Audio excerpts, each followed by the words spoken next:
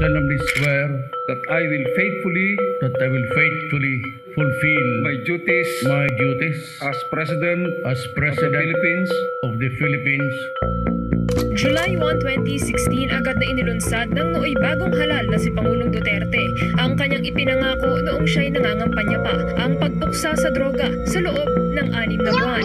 Dami-daming mga kupal sa daan, di ko maintindihan bakit takot silang malamangan. Nahihilo ng ako kung ano ang pipiliin na daan. Ayos ang malinis na pamamaraan, kaya dinaan sa maling paraan. Sari-sari mga alaala sa lansangan, pakikisama at pakikibaka ang aking natutunan. Maagang namulat sa hubad na katotohanan, walang mali sa pagsuway basta meron kang patutunguhan. Matuto kang lumaban, meron kang karapatan.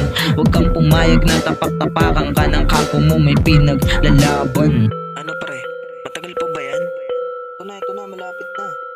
Tanginan, tagal mo naman pre. Lalabad ang tawag sa taong sila rin naman ang may kagagawan.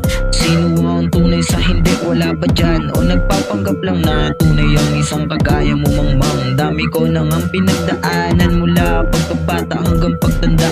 Sigaw pa rin ay kalayaan, ipipikit mga mata. Mas gugustuhin ko pang magbulag-bulagan. Masakit makitang kapwa mo Pilipino na hihirapan. Pare-parehas lang tayo ng pinagsisigawan. Mabuhay ng malaya at may hirap, bigyan ng karapatan. Hanggang kailan tayo mapapaalipin sa mga banyaga? Hanggang kailan din tayo asa sa mga biyaya? Mga taong may iba't ibang paniniwala, pero iisa lang naman ang bathala sa sistema ng ating bansa.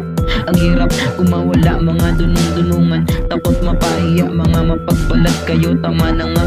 Huwag kang magulang sa kapwa mo, matuto kang mahiya. Huwag kang magulang sa kapwa mo, matuto kang mahiya, bitch.